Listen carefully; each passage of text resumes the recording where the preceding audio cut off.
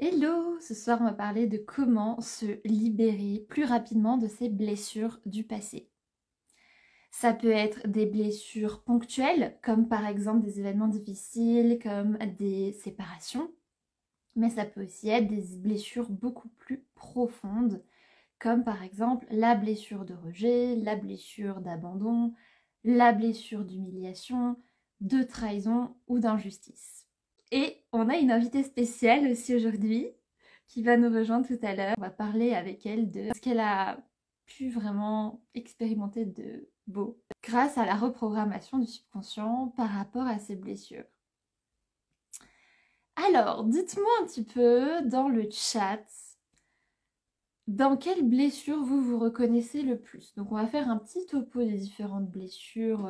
Selon Lise Bourbeau, il y a 5 grandes blessures émotionnelles. Elle appelle ça des blessures de l'âme. Et selon elle, on a tous au moins une de ces blessures. On n'est pas tout le temps notre blessure. On a des fois un comportement qui est influencé par notre blessure. Ça, c'est important. On n'est pas une catégorie de blessures, on est tout le temps ça. Des fois, notre comportement, nos réactions sont beaucoup plus fortes que nous. Elles sont influencées par nos blessures, c'est-à-dire ce qu'on a vécu dans le passé.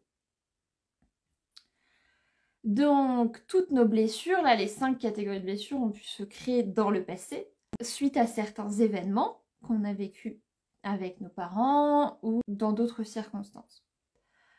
Dans les grandes lignes, je vais vous partager l'impact des blessures émotionnelles sur notre vie, sur nos réactions et comment s'en libérer. Les blessures émotionnelles, c'est des mécanismes qui sont profondément ancrés dans notre subconscient, qui sont profondément ancrés en nous et qui influencent énormément nos comportements, nos réactions au quotidien, à l'âge adulte. Sans qu'on s'en rende compte, nos comportements automatiques, nos réactions viennent souvent de blessures du passé. Du coup, nos blessures peuvent nous empêcher d'avancer dans la vie, de réaliser nos rêves, nos objectifs, peuvent nous empêcher de nouer des relations saines avec les autres, d'où l'intérêt de travailler dessus. Donc, elles ne sont pas innées, nos blessures, elles sont plutôt causées par des événements difficiles, traumatisants, qui se sont produits dans notre vie, surtout dans notre jeune âge. Mais aussi, ça peut être à l'âge adulte. On peut aussi avoir des blessures qui nous viennent d'âge adulte. Pour guérir nos blessures émotionnelles, c'est important déjà, selon Lise Bourbeau, de prendre conscience de leur existence. De prendre conscience que, en fait, si je réagis comme ça, c'est parce que j'ai une blessure de rejet, c'est parce que j'ai ça comme grande peur derrière. Et que ça, en fait, c'est juste un mécanisme de protection parce qu'il y a cette peur-là derrière et cette blessure. Donc, de prendre conscience de leur existence à nos blessures, de les accepter, 3, de travailler sur soi pour s'en libérer. Sauf que cette étape peut être assez éprouvante et longue de travailler sur ces blessures avec les approches traditionnelles. Donc, c'est pour ça que je vais vous partager là les 3 grandes façons de reprogrammer son subconscient par rapport à ces blessures émotionnelles, selon Bruce Lipton. La première façon, c'est de conscientiser. Ah ouais, là je suis en train d'agir parce que ma blessure est activée. Là, c'est parce que j'ai telle peur en arrière-plan que j'agis comme ça. De conscientiser notre schéma de fonctionnement et d'essayer de trouver, d'adopter un nouveau comportement ou une nouvelle façon de penser ou des affirmations positives, par exemple, en boucle et en boucle et en boucle. La conscientisation et la répétition. Ça, c'est une des grandes façons de se libérer d'une blessure ou même de toute autre problématique en reprogrammant son subconscient. C'est de prendre conscience de ce qui se joue en nous et de répéter encore et encore un nouveau comportement, une nouvelle attitude, une nouvelle pensée. C'est l'approche assez classique, ça. Mais ça peut être assez long. Ça peut être long et compliqué parce que on se bat contre notre subconscient en fait ça peut être difficile d'adopter justement une autre attitude par rapport à ce genre de situation. Parce que le subconscient, comme j'ai dit, quand on essaye d'adopter une autre attitude, c'est que les 5% conscients qui essayent, qui font l'action. Mais il y a 95% qui freinent en fait, quand on veut juste changer à partir de l'esprit conscient. C'est-à-dire qu'il y a une métaphore que j'aime bien, c'est celle du bateau. Imaginez que vous voulez aller d'un point A à un point B, et votre point B, donc c'est votre destination, et que dans votre barque, dans votre bateau, il y a 100 passagers. Et imaginez qu'il n'y ait que 5% des passagers de la barque qui pagaient pour aller à la destination, et qu'il y a 95% des passagers de la barque qui sont en mode « Non, je veux pas avancer, j'ai peur », qui résistent. Et bien ça, c'est ce qui peut se passer quand on ne travaille pas sur nos programmes inconscients. C'est que consciemment, on veut faire quelque chose, on veut avoir une attitude différente, mais il y a une grande partie en nous inconsciente qui peut des fois justement nous en empêcher. Si on n'y arrive pas, c'est souvent parce qu'il y a justement des choses dans notre inconscient qui nous en empêchent. C'est que notre inconscient n'est pas forcément aligné avec notre volonté consciente. On veut faire ça, on veut réagir comme ça, mais dans notre inconscient, il y a sûrement des traumatismes, il y a sûrement des croyances limitantes, et donc il va avoir tendance à nous faire nous auto-saboter par rapport à ce qu'on veut. Est-ce que vous avez déjà vécu ça? Donc ça, c'est la première façon de reprogrammer son subconscient pour réussir à changer, pour réussir à se libérer de ses blessures notamment. La deuxième façon de reprogrammer son subconscient, c'est par l'hypnose et l'état de conscience modifié.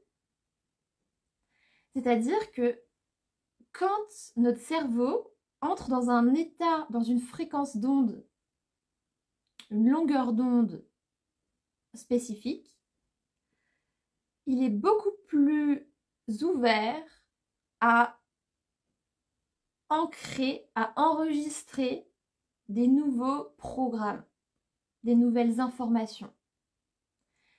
Quand on est comme ça dans la vie de tous les jours et qu'on se répète par exemple des affirmations positives, etc., ça peut fonctionner, mais il y a besoin, comme dit avec le premier, de beaucoup de répétition. Alors que quand on entre dans cette longueur d'onde, dans cet état de conscience modifié, notre cerveau est beaucoup plus... Oh là là, je suis vraiment... j'arrive plus à parler ce soir. Il peut beaucoup plus ancrer justement des nouveaux programmes.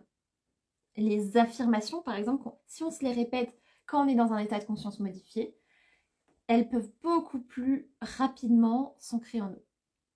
Et quand est-ce qu'on est dans un état de conscience modifié? Est-ce que vous savez?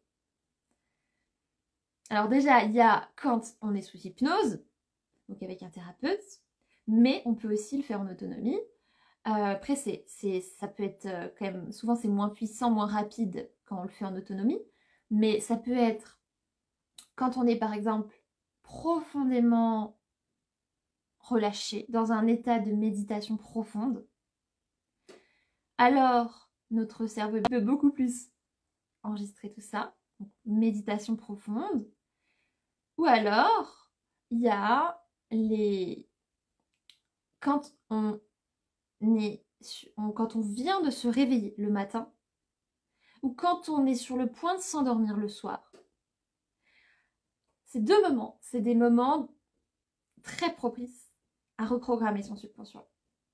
Donc si, dès que tu viens de te réveiller, par exemple, tu écoutes avec des écouteurs des audios de reprogrammation, des audios où par exemple il y a des affirmations positives, il y a de la visualisation, donc qui t'aide à te sentir comme si tu étais déjà la personne, et ben si tu le fais à ces moments-là, ce sera beaucoup plus transformateur pour toi que si tu écoutes des affirmations positives dans ta journée ou si tu visualises dans ta journée. Moi j'en écoute et je vais bientôt potentiellement vous en proposer aussi des audios à écouter. Donc ces deux moments-là, c'est vraiment des moments il faut en tirer profit. Il faut pas, quand on vient de se réveiller, directement aller sur son téléphone, c'est pas l'idéal, parce que ça nous met plein d'informations dans la tête. Déjà que d'un coup, notre cerveau, il a énormément de stimulation, c'est pas du tout l'idéal. Mais en plus, on est vraiment dans c'est un peu une zone, un moment magique, donc il faut en profiter pour mettre des belles choses dans son cerveau à ce moment-là. Donc, et la dernière façon, selon Bruce Lipton, la troisième façon de reprogrammer son subconscient, qui est la plus rapide, c'est tout ce qui est de la psychologie énergétique. Donc il y a notamment l'EFT. Et selon lui, la technique qui aide à reprogrammer son subconscient le plus rapidement par rapport à toutes ces techniques, c'est Psyche. Psyche, c'est mon petit bébé. C'est ma technique chouchou. Et d'ailleurs, j'ai une personne qui va pouvoir vous en parler mieux que moi aussi, enfin, d'autant que moi.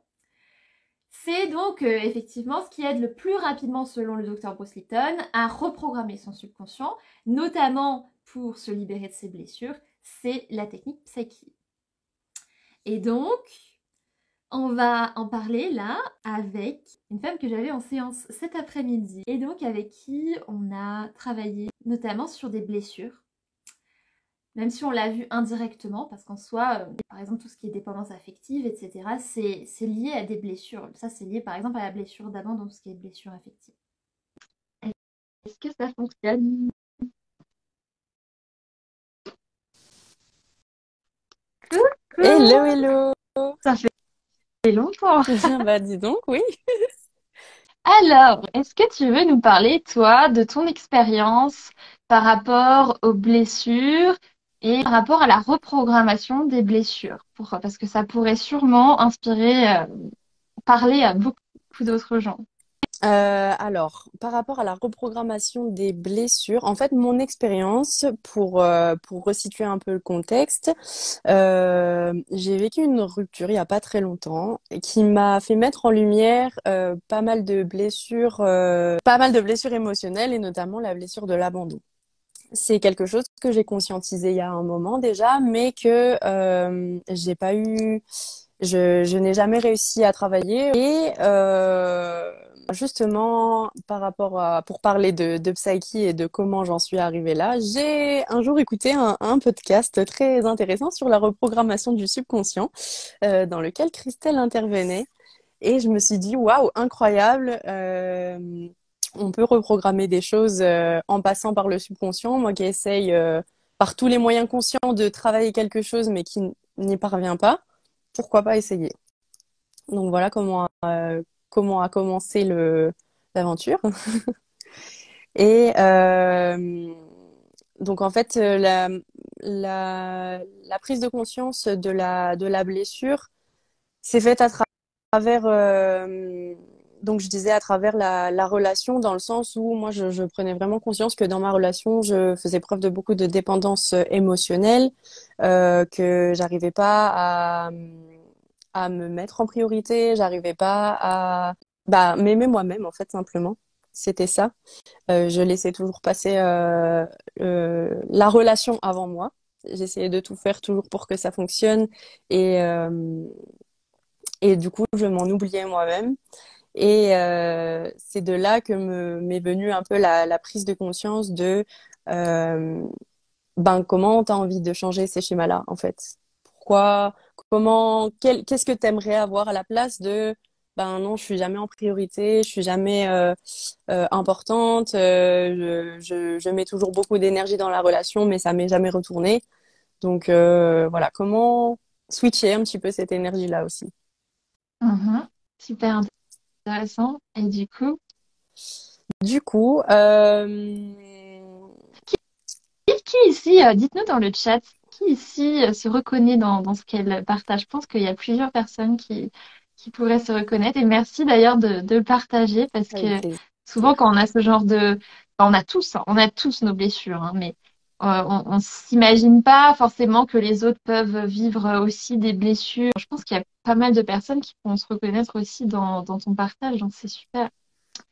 Dites-nous dans les commentaires si vous aussi, si vous vous reconnaissez dans ce qu'elle a partagé, ou si vous avez plutôt, vous, une autre type de blessure. Ça peut être par exemple la blessure de rejet, vous vous sentez souvent rejeté, pas assez bien, ou alors ça peut être la blessure de trahison, vous avez tout le temps peur d'être trahi, ou... et du coup vous essayez d'être toujours super fort, vous de vous montrer super fort, ou alors ça peut être la blessure d'injustice, ou alors la blessure de bah voilà, d'abandon ou de d'humiliation. Dites-nous s'il y en a une qui vous parle en particulier. Et du coup, donc, tu peux continuer si tu veux, c'est super intéressant. Et bah du coup, moi ce que j'ai aimé dans l'expérience du travail avec Psyche, c'est que déjà juste pour pouvoir travailler sur ces programmes, en fait, euh, il faut vraiment matérialiser le problème avec ses propres mots. Et déjà juste ça, c'est une énorme prise de conscience. Et parfois, c'est vrai que c'est difficile de le faire tout seul. Et le fait de travailler avec toi et de pouvoir discuter ensemble du problème, on met des vrais mots sur le problème. Et de là, on trouve en fait exactement le programme inverse, ou en tout cas le nouveau programme qu'on veut ancrer dans sa tête. Euh, et c'est incroyable de pouvoir juste mettre des mots sur les choses. Que ce soit Mhm. pour déjà conscientiser le problème, mais en plus se rendre compte de ce qu'on veut laisser derrière soi et ce qu'on a envie sur ce sur quoi on a envie d'avancer en fait. Donc moi c'était vraiment ça que j'ai beaucoup aimé dans la démarche. Parce que Euh, pour expliquer un peu plus, mais ouais, c'est sûr que oui, rien que le fait de poser des mots, oui, ça peut être déjà super, ça peut grave faire des déclics des fois. Parce que, en fait, en psyché, la première étape, c'est de définir la situation pour nous actuellement. Donc, par exemple, ça pourrait être, je déteste être seule, par exemple. Là, je parle pas de toi, je parle en général. Mhm. Ça pourrait être, par exemple, je déteste être seule, je me sens vraiment mal quand je suis seule. Donc ça pourrait être la blessure d'abandon, par exemple. Et donc, ensuite, on va identifier, donc, ok, donc en résumé, c'est ça la situation maintenant pour la personne. Qu'est-ce qu'elle aimerait à la place? Et donc, par exemple, ça peut être, ben, j'aimerais me sentir bien avec moi-même, ou j'aimerais ressentir plus d'amour pour moi. Et une fois on va vraiment prendre le temps de réfléchir à ce qu'on aimerait exactement à la place de ce qu'on a actuellement, en positif. On va éviter de dire ce que j'aimerais, c'est ne plus ressentir de solitude, ne plus me sentir nulle. Ça peut prendre des fois du temps de vraiment venir identifier ce qu'on veut à la place comme nouveau programme. Et ensuite, une fois qu'on l'a trouvé, on va pouvoir l'ancrer dans le subconscient. C'est-à-dire qu'on va faire en sorte que le subconscient soit aligné avec cet objectif. Parce que souvent, quand on n'arrive pas, par exemple, je sais pas, à se sentir bien seul, c'est que consciemment, on veut se sentir bien seul, mais le subconscient, lui, n'est pas du tout aligné avec ça. Et du coup, c'est-à-dire qu'il y a des résistances, il y a des traumatismes, il y a des croyances limitantes. Et du coup, ça peut vraiment nous auto-saboter et faire en sorte qu'on n'y arrive pas. Donc, euh, donc voilà, juste pour préciser cette chose, mais sinon c'est super intéressant comme tu l'expliques. Bravo. c'est ouais, c'est la manière dont j'ai expérimenté la chose. Et pour revenir vraiment du coup au travail des blessures, le fait de prendre conscience du coup de ma dépendance émotionnelle et du fait que bah par exemple je me faisais pas passer en priorité dans la relation, que j'arrivais pas forcément à poser mes limites euh, ou même à simplement m'apprécier moi. On a pu partir d'un travail vraiment sur plusieurs axes différents. On peut travailler sur plusieurs axes différents en même temps, c'est ça qui est bien aussi. Mm. Mais vraiment compartimenter justement toutes ces ces petits schémas limitants que j'avais dans ma tête que en l'occurrence pour ma part c'était que j'arrivais pas à me faire passer en priorité, que je me sentais pas légitime d'être appréciée par les autres ou que je ne me permettais pas de m'apprécier moi-même telle que j'étais. Et donc, voilà, c'est travailler sur tous ces axes différents qui, mis bout à bout, en fait, permettent de faire le chemin aussi de se libérer de ses blessures. Waouh, c'est trop beau. J'ai bien fait de venir, hein. En plus, c'est toi qui m'as proposé. Moi, Oui, c'est j'allais vrai. faire mon live en autonomie. Je l'ai pas payé hein, pour venir. Je vous assure que non. C'est juste que voilà, on était en train de faire notre séance de psyche cet après-midi et puis à un moment, je sais plus comment c'est venu en mode, Je t'ai dit ah quelque oui, c'est chose parce et que tu m'as tu me dit, ah, c'est disais, beau ce que t'as dit. ah Et je t'ai dit, oui, bah, parce si que tu veux, j'interviens ce soir. oui, t'étais en train de me dire, ah ouais, psyche, ça m'a trop aidé par rapport à ça et ça et j'étais en mode, oh mince, je t'ai pas enregistré. Et après, tu vas dire, bah si tu veux, j'interviens dans ton live. Bon bah Voilà, voilà. super. Et du coup, donc, est-ce que tu avais d'autres choses que tu voulais rajouter par rapport à ça? Qu'est-ce que tu as remarqué? Je sais plus si tu en as déjà parlé, Mais comme justement, j'allais dire, changement au quotidien. c'est peut-être ça, cette partie-là que j'ai pas encore évoquée, c'est ce que ça m'a permis par la suite de mettre en place. Bah, non seulement déjà le travail qu'on a pu faire m'a été très bénéfique, première chose, mais pour pour parler des retombées entre guillemets qu'il y a par la suite, en fait, Sachant qu'on a fait combien de séances? On a on fait en a fait trois trois. pour l'instant. Ouais, Trois, que ouais, et trois. on a dû travailler peut-être 5 ou 6 programmes, quelque Plus. chose comme ça. Attends. Bah, la Je première pense qu'on a séance, deux travaillé plus. programmes, la deuxième, trois, et là, cette séance, trois. Donc Donc, ça ça fait fait 8, 8. On a pu 8 programmes. travailler 8 programmes en 3 séances. Mm. Après, voilà, ça dépend des gens, hein. Il y en a pour qui il y a besoin de plus de séances parce que ils ont plus de résistance. Ils ont des fois, on peut avoir des bénéfices cachés. Je sais pas si Mhm. toi, on a dû travailler là-dessus sur les bénéfices cachés. Bah, je sais qu'il y a des programmes qu'on a dû approfondir. C'est pas 8 programmes totalement différents. D'ailleurs, tous sont très, très liés les uns aux autres. Et ils vont ensemble, j'ai envie de dire. C'était beaucoup de travail d'amour de soi-même, de lâcher prise, d'acceptation de soi et des autres. Donc, c'était des programmes très, très liés. Et je sais que oui, on a dû approfondir certains programmes justement parce que oui, ok, ils étaient ancrés, mais il y avait parfois des petites résistances à droite ou à gauche. Alors, elle te pose une question. Est-ce que tu as vu beaucoup de changements entre ces 3 séances? Ah oui, énormément. Énormément pour le coup, et c'est ça qui est incroyable avec Taiki, c'est que ça va très très vite. Euh, bah, par exemple illustrer juste après ma première séance, donc on avait réussi à travailler 2 programmes et il y a même pour l'anecdote un programme pour lequel j'avais vu un effet tellement immédiat que le soir même je m'en rendais compte en fait. Je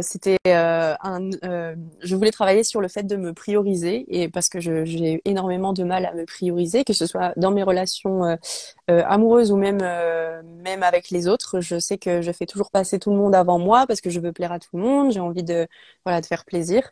Et après la séance, le soir même, je me suis vue refuser une soirée fort sympathique, mais parce que je sentais que je ce n'était pas ce qui allait convenir pour moi. J'avais besoin d'être seule, de prendre du temps pour moi, de rentrer chez moi, de bien me reposer. Enfin voilà, je sentais que ma priorité, en fait, c'était moi. Et je m'en suis pas rendu compte sur le coup, mais le lendemain matin, je me suis dit, ah mais c'est incroyable, c'est exactement ce qu'on a travaillé pendant la séance. Et à contrario, j'ai un autre objectif que j'avais travaillé cette fois à la deuxième séance qui m'a paru très long à arriver, enfin très long.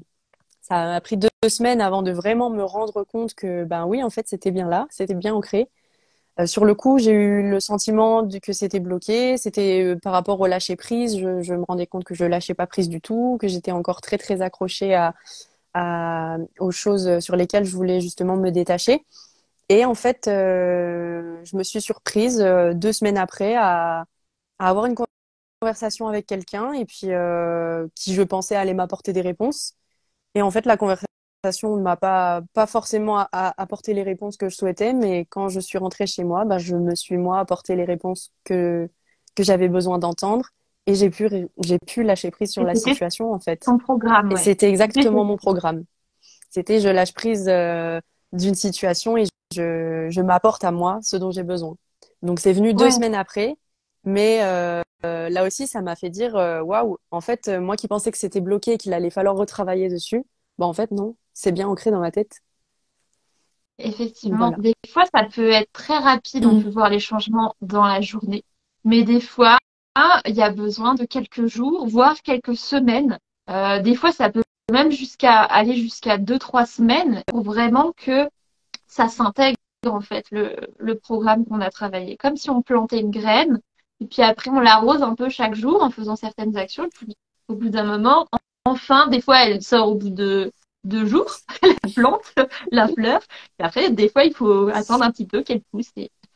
Mais en tout cas, oui, souvent quand on travaille sur le subconscient, ce qui est bien, c'est que c'est beaucoup plus naturel.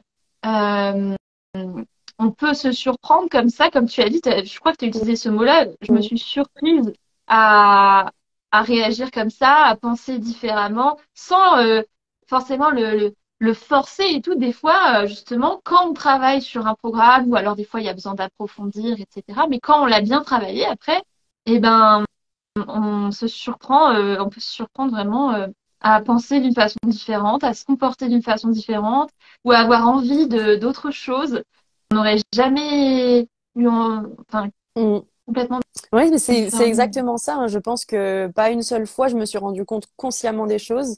C'est après, un peu plus tard, je réobserve une action dans ma tête et je me dis, ah mais tiens, c'est marrant parce que il y a peut-être 2 semaines de ça, avant d'avoir ancré le programme, j'aurais pas réagi comme ça. Enfin, j'aurais sûrement agi différemment, j'aurais sûrement eu envie d'autre chose ou ouais, c'est ça, enfin, c'est ça, agi ou réagi différemment. Et on s'en rend pas compte tout de suite. Enfin, pas consciemment en tout cas. C'est vraiment tellement normal en fait. C'est un programme qui est ancré normalement en nous que on se rend compte des choses après. Et donc bah c'est là qu'on se rend compte que vraiment c'est inconscient finalement parce que ben on s'en est pas rendu compte sur le coup. Mm, tellement.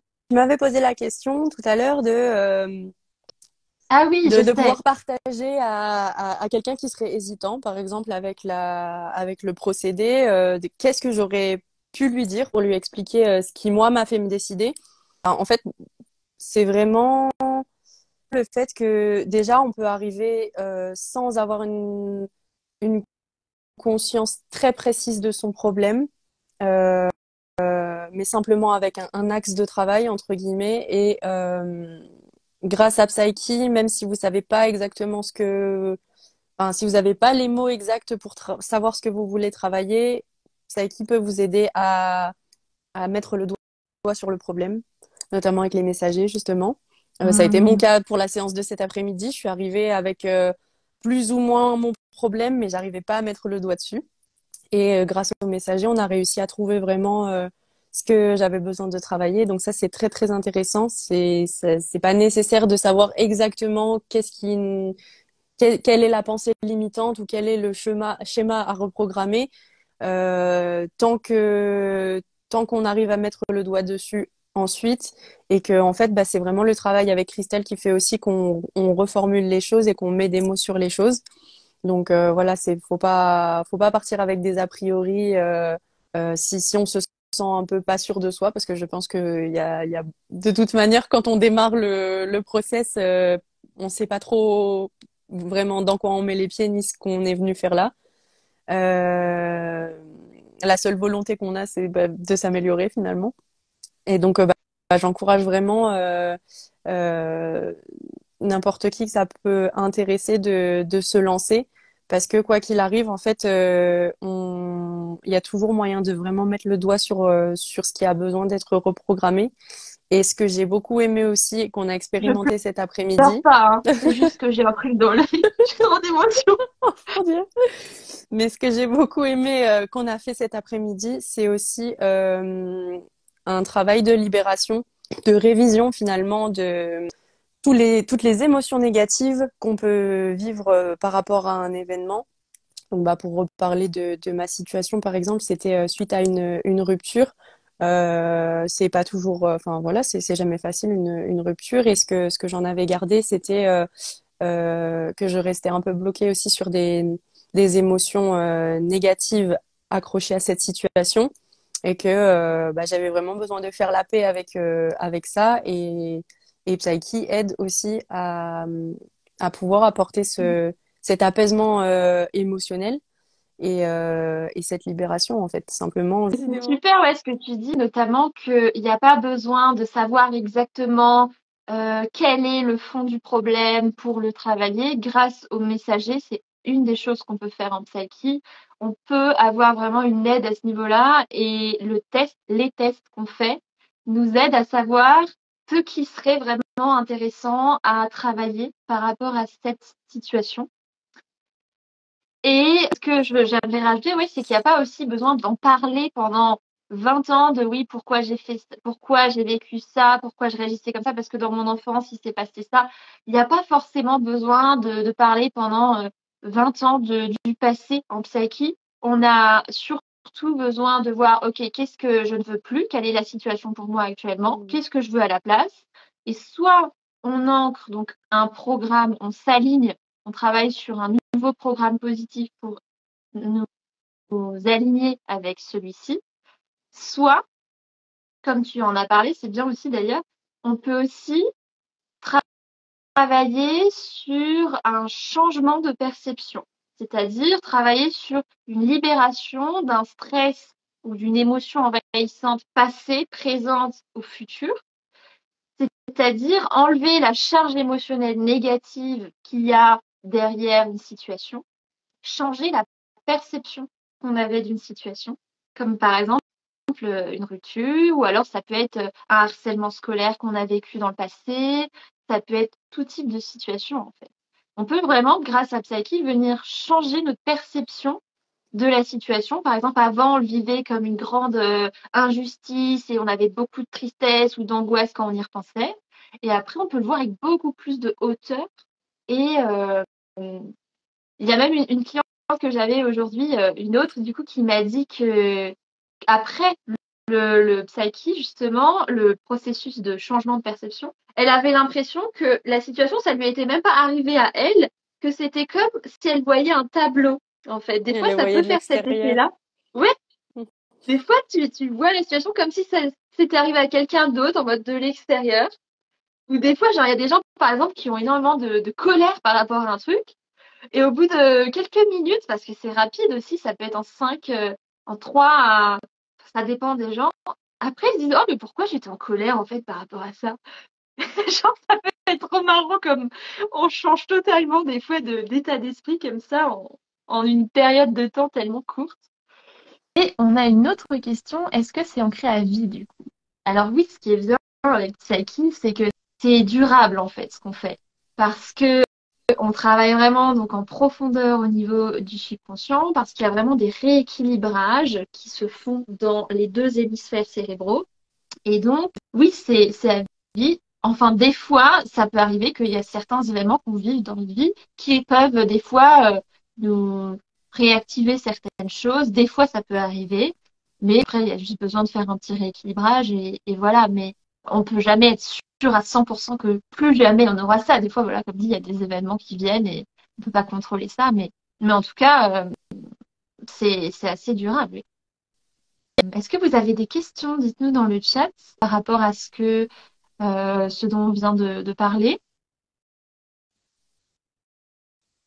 Et toi, est-ce que tu as quelque chose à rajouter ou tu penses que bah, c'est très bien tout ce que tu as dit déjà, hein? Moi, je pense que j'ai pas mal fait le tour. Mais en tout cas, si je devais... Enfin, je ne peux que conseiller. Voilà, c'est ce que je voulais rajouter. Je ne peux que conseiller. Moi, je sais que c'est vraiment un processus qui me permet d'avoir des résultats rapides, qui me permet de me sentir mieux en moi-même et je sais que je continuerai de nourrir le processus. Génial, parfait. Tu avais déjà testé d'autres techniques avant? L'hypnose une fois, mais j'avais pas forcément adhéré. Et autrement, c'était des pratiques bien plus conscientes, justement. Et je pense que j'avais vraiment envie d'essayer cette notion très inconsciente parce que, en fait, je me rendais compte à quel point c'est ça qui dirige tout, en fait, finalement, le subconscient. Parfait. Après, voilà, ça change pas forcément tout le temps en 3 séances. Des fois, il y a besoin d'un peu plus de temps. Ça dépend des résistances, ça dépend des personnes. Mais en tout cas, c'est intéressant. J'espère que ça vous a parlé aussi d'entendre ça. Et voilà, c'est possible de pouvoir avancer dans la guérison de ces blessures. Si vous regardez ce live en replay, n'hésitez pas à mettre un petit like ou à le partager à quelqu'un qui a justement une blessure qui est assez embêtante pour lui en ce moment. On vous souhaite plein de belles choses et merci encore pour ton partage, plein Avec plaisir. de transparence et de vulnérabilité, c'est super.